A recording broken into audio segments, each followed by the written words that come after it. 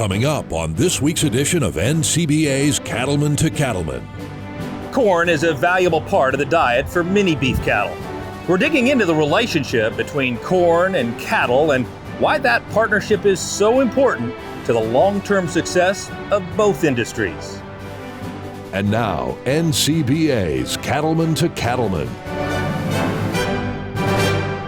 Hello and welcome to this special edition of NCBA's Cattlemen to Cattlemen. I'm Kevin Ochsner. Corn is our nation's primary feed grain, and it often serves as the main energy ingredient in livestock feed. That's why many who raise beef cattle also grow corn on their operations. Today, we're going to take a closer look at this mutually beneficial relationship and explain how exports help both industries remain strong and sustainable. We're joined today by a talented group of ag leaders who will share their insights on these topics. First is Tom Haag. He's a Minnesota corn producer who also serves as president of the National Corn Growers Association. Also joining us from Minnesota is NCBA President Don Schiefelbein, who runs a large, diversified farming operation with his family. And next to Don is fellow Colorado native Troy Schneider. He's a Colorado corn and beef producer who chairs NCGA's Market Development Action Team. And our final panelist, Kyla Hamilton. Kyla is a Texas corn and beef producer who also serves on the Market Development Action Team. So Tom, I want to start with you, and maybe you can just tell us just how important is the beef industry to the corn industry? Every 1 out of 4 bushels that we produce is used by beef in exporting. So that's that's 1/4 of our corn being used right there. And one of the other big items that we have going with corn is that we have DDGs, which is a high protein that a lot of the cattle feeders have used. It's either in a dry form or a wet cake, and that's huge because they can use that all the way from a young steer up to a grown steer. And what the biggest thing is, what beef does is we got $5.7 billion annual is what they give to the corn at the end is what the expenses they pay that we get back in consideration to our profit at the end of the day. Pretty significant to your industry indeed. Exactly right. Troy, you grow cattle and corn both. Tell us a little bit about the value both industries provide for one another. Well, on our operation, Kevin, we have our corn operation, the cattle operation, and we run our cattle on stalks after we harvest our corn, so it provides a cheaper feed for us, and that's valuable to us, especially with the high prices today. But as Tom just mentioned, that $5.7 billion that we bring in from the livestock industry, the beef industry specifically, that puts money in our pocket, that is huge. And when I deliver our corn down to 4M feeders in Stratton, Colorado, or to the ethanol plant up in Yuma, I think of jobs. I look at those people working, and as you know, being from Colorado, jobs are important as far as creating jobs for our rural areas. You bet. Don, you're also an outfit that grows corn and feeds it through your cattle operation. What do you see as a symbiotic relationship between the two? Well, there's also the flavor component that corn gives, and to me that's huge. There's beef and then there's corn-fed beef, and there is a difference. And if you go into the international markets, you'll find clearly that the flavor that we get from finishing them with corn is really what makes that demand for U.S. beef #1 in the world. Outstanding. Kyla, as a corn grower, how much are you thinking about the beef producer when you're making your management decisions in your corn operation? So on our farm, we do raise beef cattle as well as corn. And so everything is very synonymous with each other. So the love and care that we're giving to our corn crop, we know will in turn go back into our beef cattle production and give our end consumer exactly that high quality product on both sides for what they're looking for. Don, I want to talk about specifically some of the performance and efficiency advantages that you get as beef cattle producer when you use corn as a main ingredient in your diets. We were doing what we thought was unfounded and unattainable just a few years ago. We're getting our cattle to reach 1,300 pounds at less than 13 months of age. And the generator behind it, the engine that's making that happen, is that corn. It's pumped full of energy and allows us to get the cattle out when we want them to. So to me, that's just vital in terms of what we're doing from a corn standpoint. Troy, what would you add? You know, Don hit the nail on the head right there. When it comes to feeding cattle and finishing them out with corn, no one does it better than us. We have the corn product here, and we have the feedlots that when we finish that corn out, that's why when U.S. Meat Export takes that meat overseas and they have that U.S. beef label on it, everybody wants it, and that's what's important. Very good. Thank you guys for your good conversation. And when we return, we'll discuss exports and have our panel share their thoughts on this important topic. Stay with us. We've got a lot more to discuss when we come back. For commercial cow-calf producers, crossbreeding with Gelbvieh and Balancer is the smart, reliable, and profitable choice. Gelbvieh and Balancer females offer maternal superiority through increased fertility, greater longevity, and more pounds of calf weaned per cow exposed. In the feed yard, Balancer cattle deliver increased performance, improved feed efficiency, and excellent carcass merit. Balancer adds the pounds, make the grade, and deliver the value. Gelbvieh and Balancer, the smart, reliable, and profitable choice. Find out more at the website gelbvieh.org. Stressors that trigger bovine respiratory disease are all around. So when you spot BRD in your herd, turn to Zuprevo, the fast that lasts. Zuprevo is rapidly absorbed in as little as 45 minutes and lasts up to 28 days. Because in the race against BRD, you need to win. Ready, set, Zuprevo. In case of human injection, seek immediate medical advice. For use in beef and non-lactating dairy cattle only. For prescribing information, talk to your veterinarian or visit Zuprevo.com.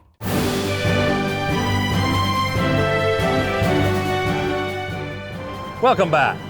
We're coming to you today from the Port of New Orleans, one of the many important stops for corn and beef exports on their journey overseas. Here's Cattlemen to Cattlemen reporter Kate Maher with more on this gateway for global commerce. Thanks, Kevin. I'm here now with Janine Mansour, who is with the Port of New Orleans. Janine, thanks for joining us. Can you give us an overview of the port, please? Absolutely. So the Port of New Orleans was created by the state of Louisiana. So we are a quasi-governmental agency. We're a very diverse landlord port. So we're leasing out all these facilities you see here to private terminal operators that are working the vessels and managing cargo on the terminal. We have 4 lines of business. So we have cargo, obviously, our bread and butter, cruise, we're the 6th largest cruise port in the country, real estate, of which we own about 2,500 acres of industrial real estate, and then rail. So we're one of the only ports that operates our own short line railroad that connects us to really the entire country through our rail network. What percentage of the cargo that moves through here is agricultural? About 20%. So, we are actually the most export heavy port of any port in the country. So about 70% of the cargo that we're moving is actually export, 30% import. You don't see this type of balance anywhere else in the country. In fact, on the West Coast, the California ports are pretty much the inverse of that. So 70% import, 30% export. So we play a huge role in supporting our U.S. agricultural exporters and moving their goods all over the country. Yeah, you mentioned ship and rail. How do you feel all this gives you maybe a competitive edge in getting exports overseas? Well, that's exactly right. Our competitive edge is really our connections. We are the most multimodal, as we say, port of any port, because we have barge, we have rail, and then of course we have truck. So we have the best rail network connected to the Midwest, to the western part of the country and the eastern part of the country. And then we have access to 14,500 miles of inland navigable waterways via the Mississippi River and the connections to all the various inland rivers.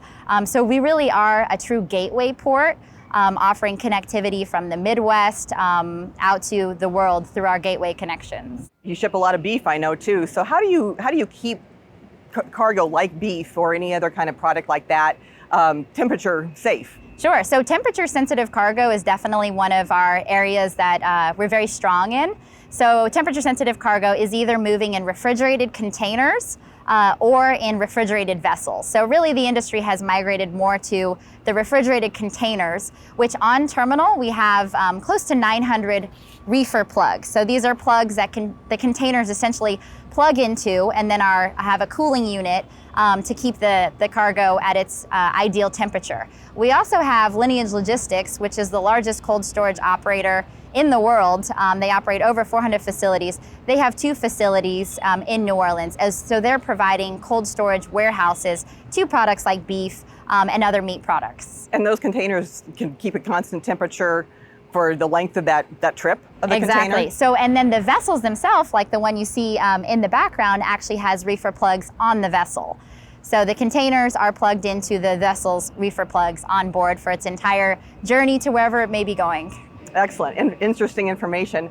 You know, we've heard a lot about supply chain issues these past couple years. What challenges has the port had? You know, these past 2.5, 3 years has been more challenging in new ways, I think, for every stakeholder across the supply chain. Some of the challenges we have faced is really there's been a boom in imports. You know, with COVID, people were buying more online, spending less on services and travel, and so that drove a really big increase in imports. And being that we're a heavy export port, we faced challenges in that the imports were really being prioritized by shipping lines, and so we weren't seeing the regularity of ship calls just because they were prioritizing the import discharge and sometimes sailing back you know, before exports could really be loaded. And so that was one of our challenges for, you know, supporting our exports as well as equipment. So equipment has been, you know, a global challenge, just availability of equipment to support exports. And that's both on the dry cargo side as well as the temperature sensitive side. And you know, labor shortages are really across the supply chain. I don't think we've seen labor shortages worse than any other place. We have a very good labor force here, but you know, we are starting to see some of the challenges just in supplying sufficient labor in different parts of the supply chain. With as important as exports are to both beef and corn growers, how can organizations like NCGA and NCBA, how can we work to help make your life easier and help make sure that exports keep going out? Definitely. I think the advocacy role of the importance of ports and various stakeholders working to support exports, you know, even more so than imports, because it's more important than ever that our products get out of the country in a competitive manner. So supporting the cost efficiencies, avoiding, you know, massive delays. So I think there's the lobbying effort in working together with your associations and really just collaborating on how we can work more closely together to support our mutual exporters. Well, thanks for all you do to keep our beef and corn moving overseas for us. We appreciate your time. Absolutely. Kevin, we'll send it back to you. Thanks, Kate. Let's get back to our discussion. Kyla, the U.S. is the world's largest exporter of corn. Just how important are exports to the bottom lines of corn growers like yourselves? They're hugely beneficial for many reasons, not only as a beef producer, but for corn exports as well. So bottom line, there's an estimated, as Tom mentioned earlier, 1 in every 4 bushels is exported, bringing that number to over $5 billion in revenue. And that number is only projected to rise over the next coming years. So they're incredibly beneficial for both sides of our operation, both the beef cattle production as well as the corn growing itself. And exports are pretty important to the beef industry, aren't they, Don? Yeah, it may be good for corn, but it's great for beef exports. You know, they contribute $500 per value per every fed animal produced, and that is significant. So just think of you, if you're sitting at home, thinking about that extra $500, how important it is to your bottom line, and that's due to the export market, so incredibly important. And connect the dots for us, Tom. I mean, beef exports are good for the corn grower, right? Oh, definitely it is. Just what Don mentioned, you know, if we didn't have beef exports, that means that much less corn being used by the American ranchers. So, I mean, that is what's is huge that way. And we all know we can always grow the corn. We just need that livestock industry to finish it off to use that corn that we grow. You bet. Troy, I have a question for you. We're in times of incredible inflation. People are screaming about food prices. What do you say to the folks who say, why are we exporting corn and beef that we produce here in the United States instead of keeping it all at home for the United States folks? What's your thought? I would answer that question by saying it's about jobs, it's about efficiency. We create jobs by feeding those cattle and shipping the corn down the port, down the river to the Port of New Orleans and other ports. But on the efficiency on the cattle, we're exporting different cuts of beef that we don't normally consume here in the United States. So we're increasing that value. So when we increase the value of the beef dollar, we increase the value of the corn dollar. And I would add to that, that just goes into our farming, ranching story of sustainability. You know, we're able to do more with less and really leave no waste behind. And so just kind of leaving our mark on that sustainable front for both industries. Excellent point. And we're not done talking about trade. Still to come, we'll discuss how the National Cattlemen's Beef Association and the National Corn Growers Association both work to eliminate barriers to trade. Don't go away. We'll have more right after this. From the very beginning, Ritchie has been dedicated to one thing: helping people deliver fresh, constant water to their animals. Today's Ritchie waterers rely on a valve design that remains much the same as it was in 1921. It's a simple idea. Do it right, and the rest will take care of itself. We never set out to create a company that would be around for 100 years. We just wanted to create something great.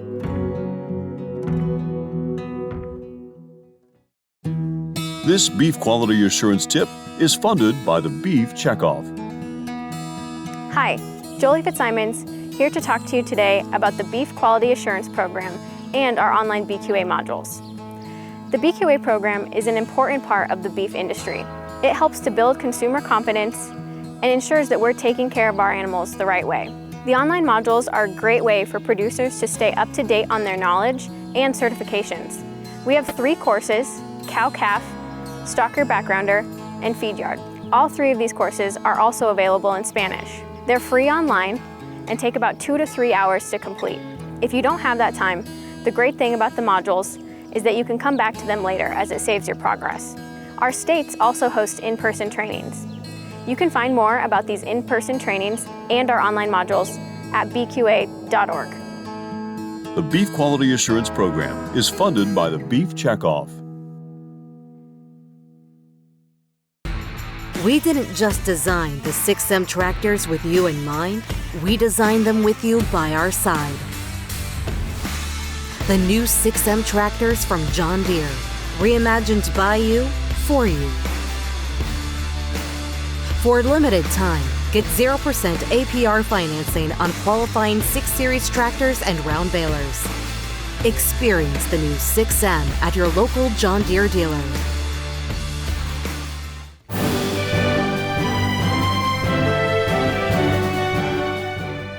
Welcome back to this special edition of Cattlemen to Cattlemen, as we talk about the relationship between corn and cattle. Don, let's start with you. No doubt, foreign markets are critically important to the profitability of our industry. But before we can capitalize on those foreign markets, we have to have access to those foreign markets.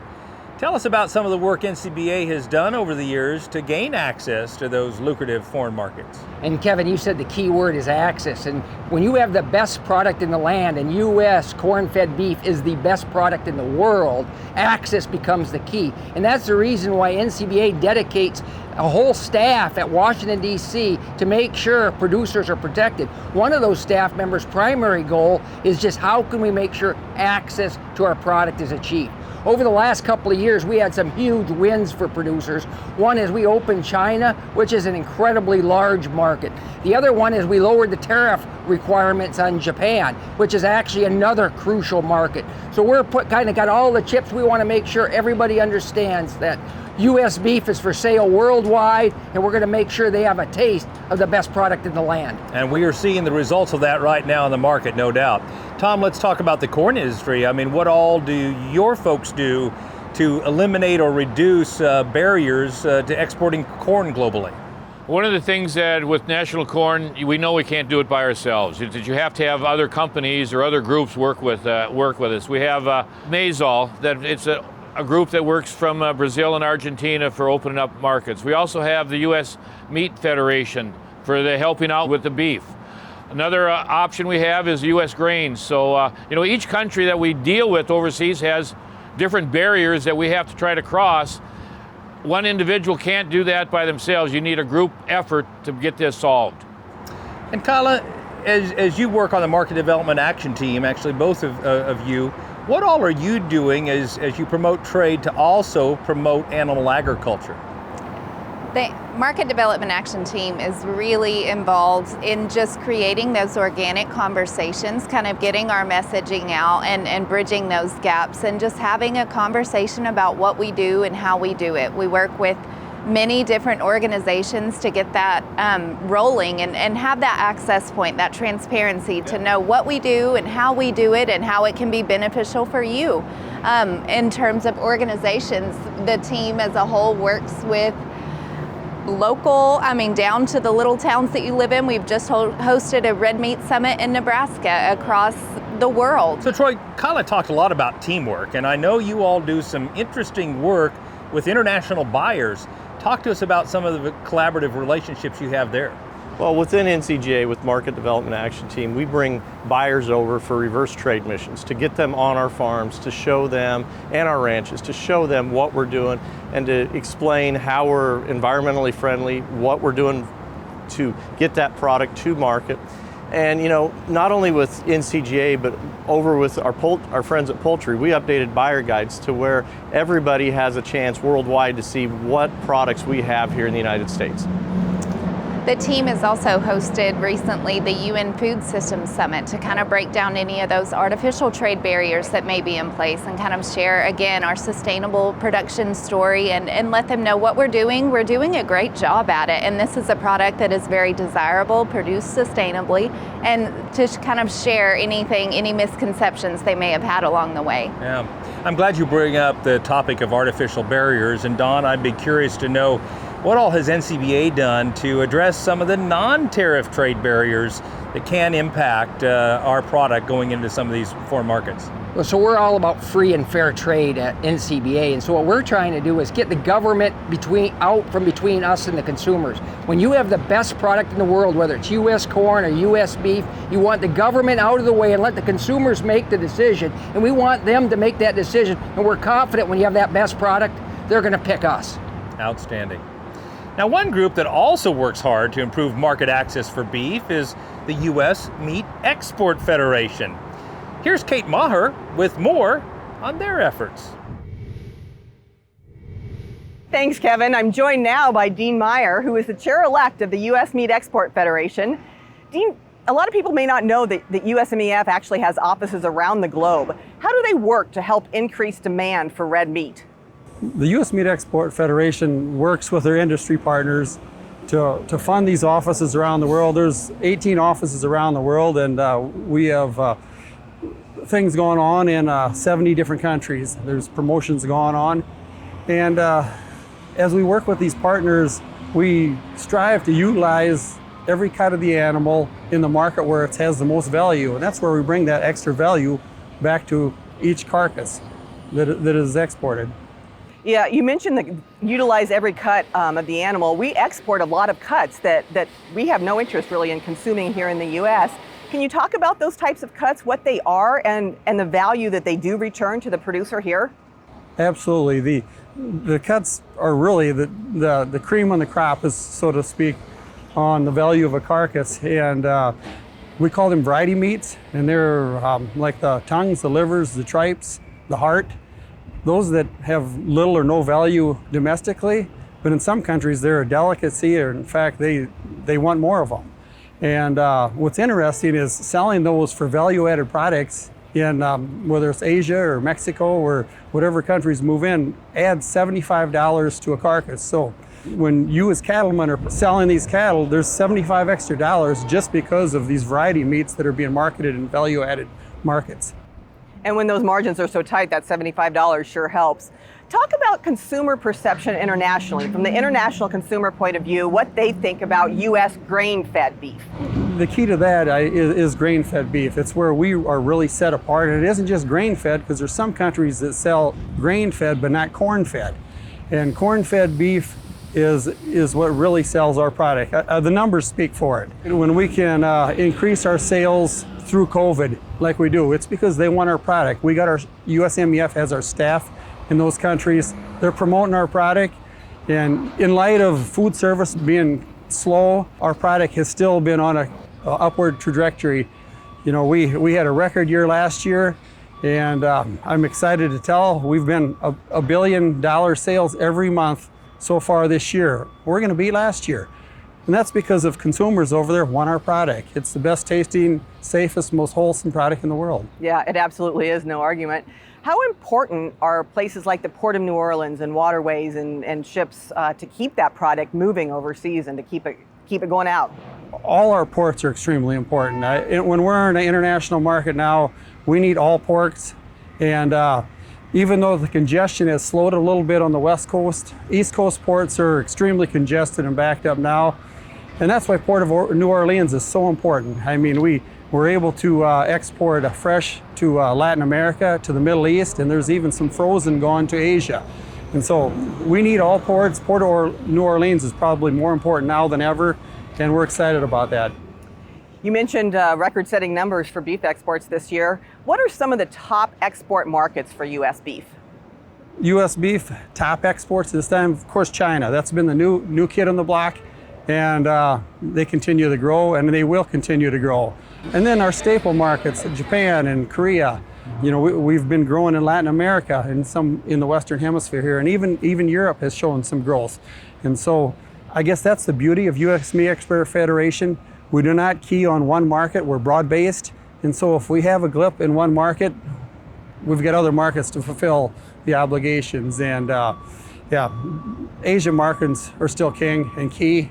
And that's what we're keying on. And China will be a player as we go forward. And we're excited about that. What are maybe some of the emerging markets that maybe folks may not think about in terms of wanting U.S. beef and demand? Emerging markets is always on the radar for U.S. Meat Export Federation, and probably the newest and most exciting market is Africa. We're starting in Africa. We've got a staff person down there. And, you know, Africa has the youngest demographics in the world, and they've got a growing population. And when we see a population that's growing into the middle class, that's when they require protein, and that's where we want to be, where we got a growing middle class. And I would say Africa is probably the newest. It's going to be a long-term market, but you got to start somewhere. We started there with Japan. We started there with Korea. Look where we are today. So, Dean, we talked about the value of beef exports back to beef producers. What's the value of those exports back to corn growers? That's an excellent question. And corn growers do realize the significant value from exports of red meats. And a study done by World Prospectus in 2021 returned 74 cents per bushel of corn back to the corn producer. And that's significant. I mean, it's the difference between profit and loss. And so it goes to show the importance of the relationship between corn and beef. It's win-win for all of us if we can keep it moving. Yeah, well, it's definitely a partnership that's worked well and will continue to work well. Thanks for all you do, both as a corn grower and with your work with the U.S. Meat Export Federation. We really appreciate it. Thank you, and thanks for the opportunity to work with Cattlemen and the National Corn Growers Association to share this good news of positive beef exports. Yep, more to come, huh? Kevin, we'll send it back to you. Thanks, Kate. I have another question. I'd like each of you to respond to this one. We clearly established that U.S. corn and U.S. corn-fed beef is in high demand all over the world. I'm curious, Tom, how does that make you feel to be producing a product that is in such high demand across the globe? You know, back on our farm, that's one of the main things that we emphasize and talk about with my son that farms with me, that we want to make sure we grow a good quality corn. You know, you put the right fertilizer out there and everything like that. So you want to make sure it's a good test weight.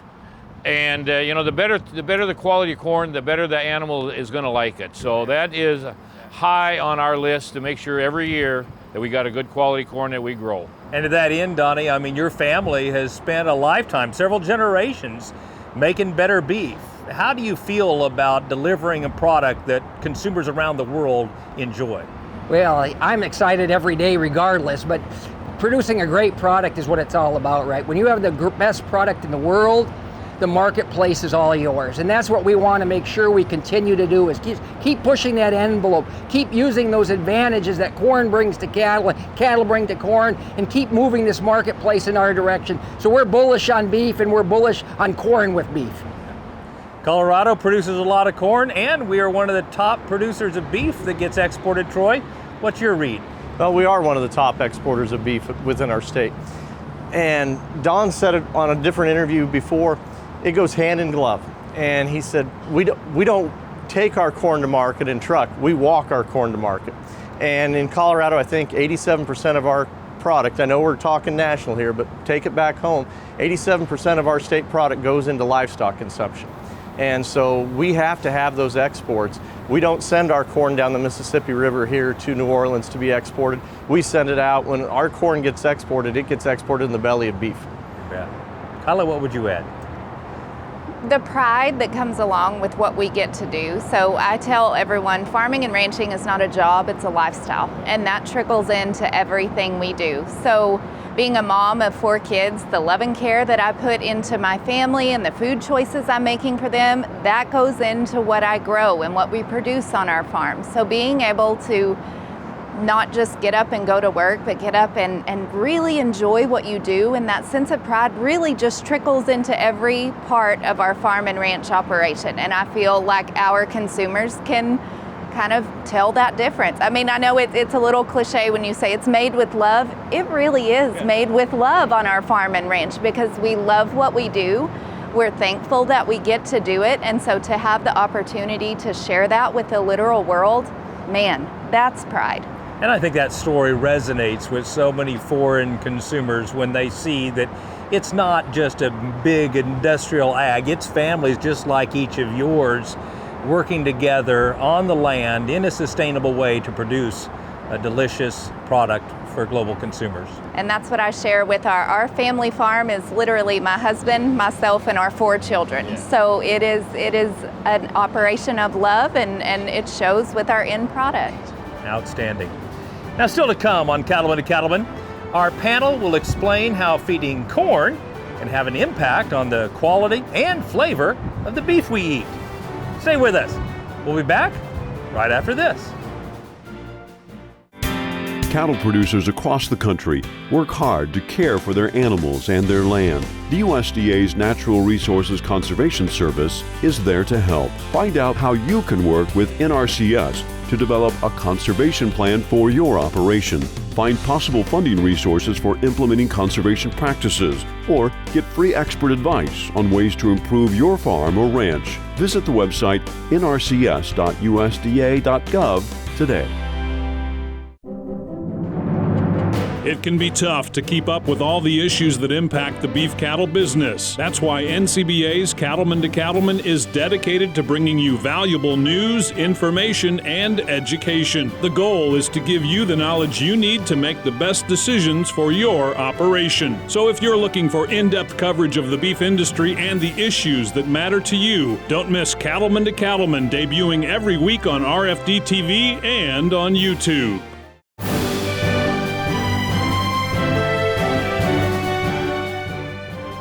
Welcome back as we continue our discussion about the relationship between growing corn and producing beef. Don, I want to start with you, and maybe you can tell us just a little bit about the key benefits of making corn a core part of rations for livestock. Well, the great thing about corn is it's got so many different products that we use in that ration, whether it's DDGs or just rolled corn or wet corn or whatever it may be. So to me, it's integral to in almost every diet we have. But the key component it brings to our industry is how do we get more out of the animal with less going in? And corn is, to me, that driver that allows us to be the sustainability winner worldwide, because we finish it off with corn. And speaking about finishing off with corn, Kyla, can consumers detect a difference between beef that has been finished with corn? Absolutely. So on our farm, 100% of the beef we raise is sold direct to consumer. And they absolutely, even at first glance, when you see that in the packaging, from the marbling to just the way it looks, certainly taste-wise, flavor-wise, there is a noticeable difference.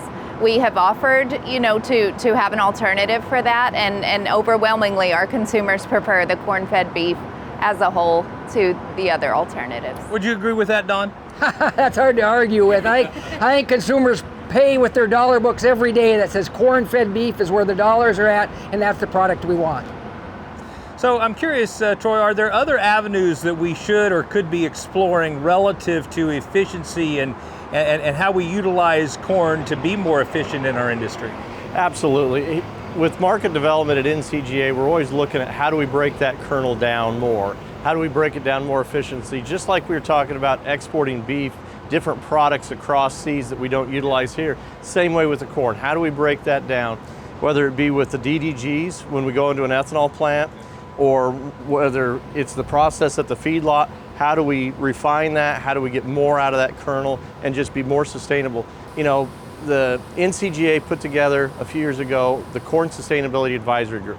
It's represented by farmers who are on their action teams at NCGA, and we went back from 1980 to 2015 and how we've reduced our greenhouse gas emissions, our efficiency in water use, the efficiency of we're producing more corn on less acres now than we ever have been before. So we have that product there. The carry out, we may be growing more corn, but that carry out is not growing because we're putting it into the beef, we're putting it into our ethanol, and we're making our environment better. So with that farmer-led group advising the board, advising Tom on the board, we're looking at different aspects. Right now, the environmental goals have been set for 30-30. We're looking at our social and economic sustainability and how do we move forward? How do we have those questions from a Tyson or a Walmart or a Target that where are you at on sustainability overall? Tom, what would you add? I would just add a lot to what Troy said. One of the things that is research, a lot of states do a lot of their own also, which they bring their ideas back to the national level. So then we can use those. And that word sustainability is a tough one for farmers to understand because no two farmers farm alike and no two farmers are going to do sustainability alike. So, the southern farmers have different ideas and can do stuff. Where Don and I are in northern Minnesota, we're limited to our daylight hours where it can freeze up and all that. So, but we're all doing more now than we did like Troy mentioned, 1980. We couldn't farm the way we did in 1980 as we are now. Everything has improved that much, and we all want to make sure we save that soil for our next generations down the road. And sustainability is a topic I'd like to talk about more after the next break. We'll have our experts share their thoughts on both the corn and the beef industry's efforts relative to sustainability. Stay with us. We'll be back right after this. Get jazzed as the Cattle Industry Convention and NCBA Trade Show returns to New Orleans February 1st through 3rd, 2023. Experience the oldest and largest convention for the beef cattle business and a trade show like you've never seen before. Get up close and personal with the latest techniques and equipment on display. Invest in yourself and the beef cattle industry's future. Learn, network, and relax in the Big Easy February 1st through 3rd, 2023. Registered today by visiting convention.ncba.org. Getting to run a family farm is a dream come true. When you can grow good grass, there's opportunity to grow plenty of weeds. We want to use the tools that will help us do a better job. I would like the legacy to be that we took really good care of the land and we truly did it as a passion and we did our very best for the right reasons.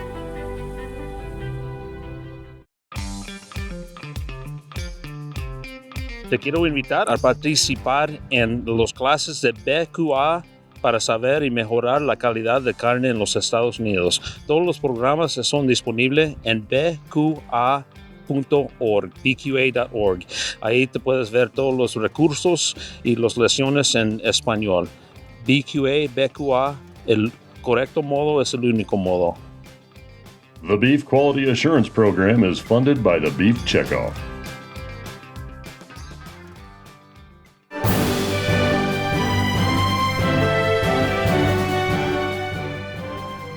Welcome back.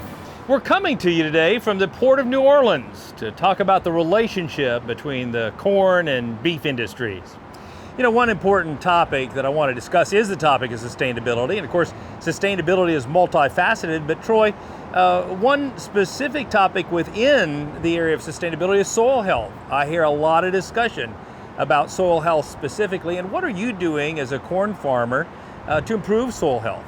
Well, on our operation in eastern Colorado, we went from a tilled operation to a strip till operation where we're going through with one pass, bringing the planter in right behind it, and that's all that's being done in that cornfield. On our dry land, we went to no-till, and we'll stripper head the weed off, come in with corn or a feed product behind it that next year, to where we're not disturbing, we don't have that turning of the soil as much as we used to.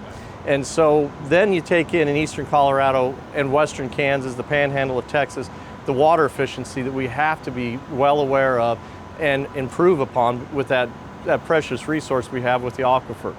And our water consumption nationwide has went down per bushel of corn, and in our area we've got to make sure that we're doing more with less.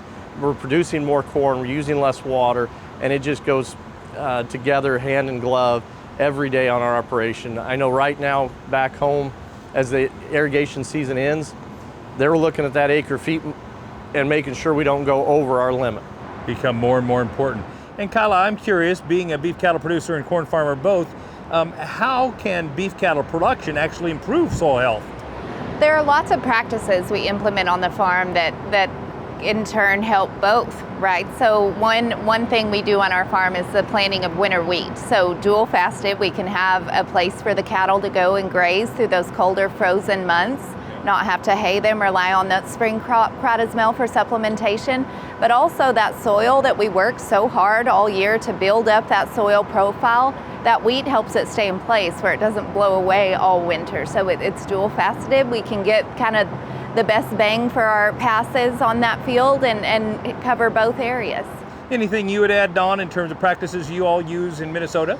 Yeah, we're learning the less you disturb the soil, the better, and that's what we're moving towards more and more. We got some limitations as you go north, but still we're trying to figure out how do we kind of find that optimum amount of disturbance that still allows all that organic function to continue to occur. So I'm curious, you both lead your respective organizations, Tom, you with NCGA and Don with NCBA, and clearly there is a lot of innovation going on right now in the area of sustainability.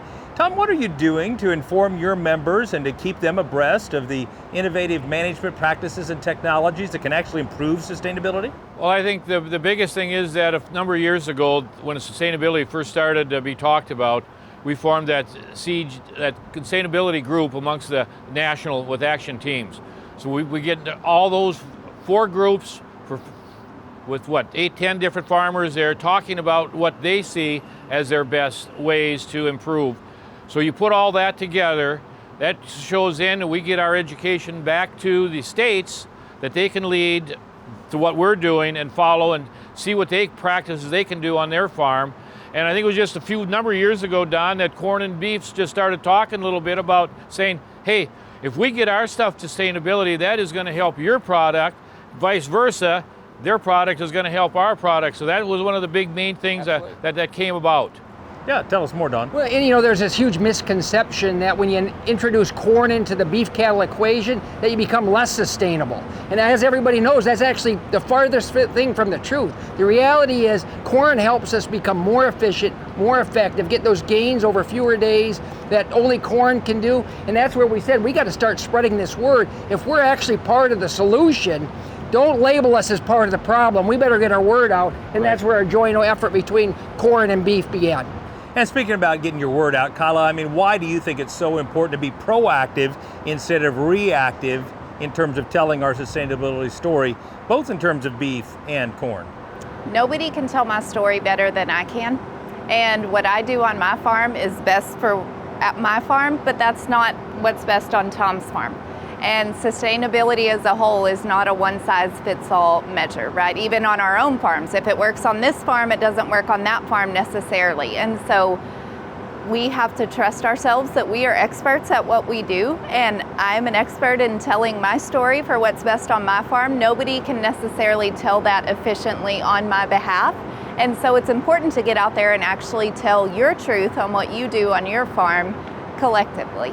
Don, tell us about your efforts personally and organizationally with NCBA in telling a proactive sustainability story. You know, we want the truth to prevail. That's what we want, is the truth. And best way you sell the truth is you have individual producers tell their stories, and it starts to resonate, and that truth then begins to take over. And that's what we need on that grassroots level, is people hearing firsthand, are you part of the problem, are you part of the solution? And gosh, we've got a great story to tell, because if you look at sustainability, we were sustainability long before anybody had a term for it, right? We have multi-generation farms. We have corn practices that are doing more with less. We're all about sustainability in our agricultural world. Yeah, and one of the things, Troy, you mentioned earlier that I think is reasonable. We have talked a lot about feeding corn to cattle, but you mentioned the corn stalk piece before, and that's a great example of just one of many byproducts that this ruminant animal can consume that is useless without the beef animal. Is that right? Yes.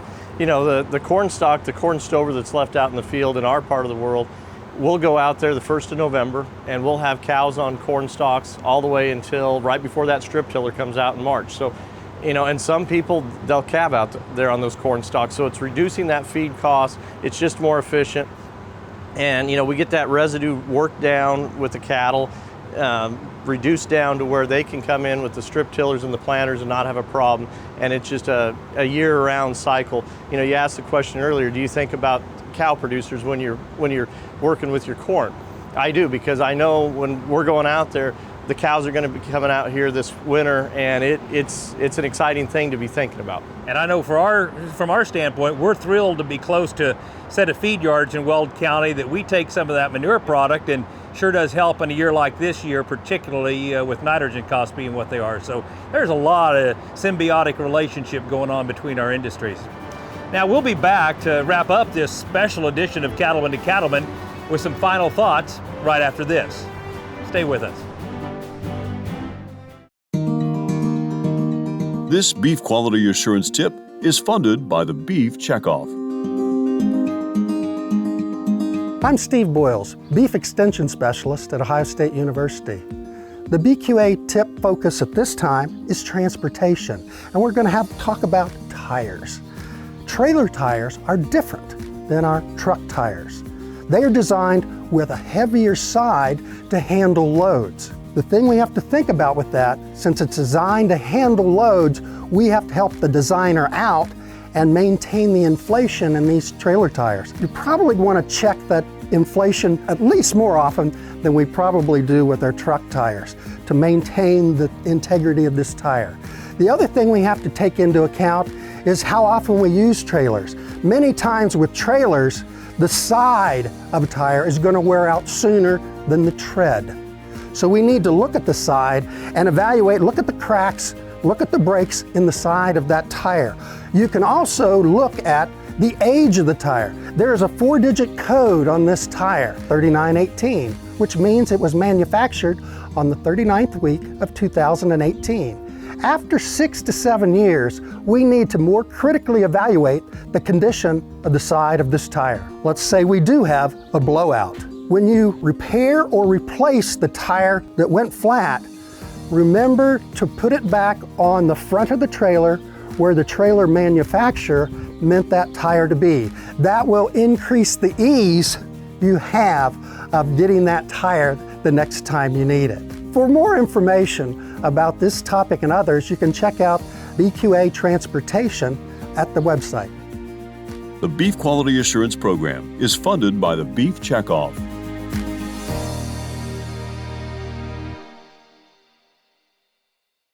Join the National Cattlemen's Beef Association. NCBA is the oldest cattle industry organization, working every day to defend your interests in Washington, D.C. And there are big benefits to being a member. You'll get news you can use in the National Cattlemen and policy updates from Beltway Beef, plus big discounts from John Deere, Cabela's, and more great partners. Join now. Call 866-233-3872 or sign up online at ncba.org.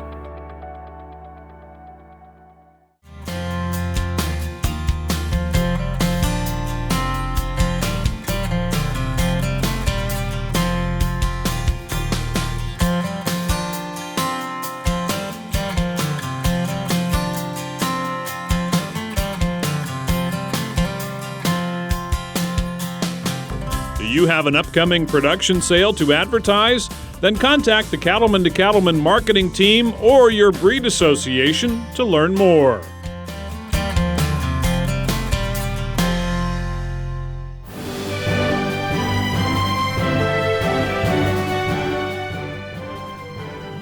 Welcome back. As we wrap up our program, I'd like to ask Tom Haag to share a few final thoughts with our viewers at home. Tom? Well, it was a great hour of presentations, a lot of discussion about what sustainability on the national beef side and national corn. You know, it just shows you how much these two organizations work well together. And that's one of my mottos as president of the National Corn Growers is we're all in. And that just proves us today that we got to be all in, all working together. We're 1.5% of the agriculture producers. And, you know, as we were talking, a lot of discussion, I'd rather be at the table than on the menu. That's well said, and I want to tell you on behalf of all NCBA members, we appreciate you as corn growers being at our table. Thank you. Thank you. The National Corn Growers Association represents nearly 40,000 dues-paying corn farmers nationwide, and the interest of more than 300,000 growers who contribute through corn checkoff programs in their respective states. To learn more about how they're building future markets for corn, visit the website ncga.com. And don't forget, every day NCBA staff in Washington, D.C. and Denver work to protect the interest of cattle producers all across the country. Join in the fight to protect our way of life by becoming a member. Just call 866-233-3872, or you can visit the website ncba.org. Well, that wraps up this special edition of NCBA's Cattlemen to Cattlemen. Thanks again to our panel members for their insights on the relationship between corn and beef, and thank you for watching. We'll see you again next week, right here on RFD TV.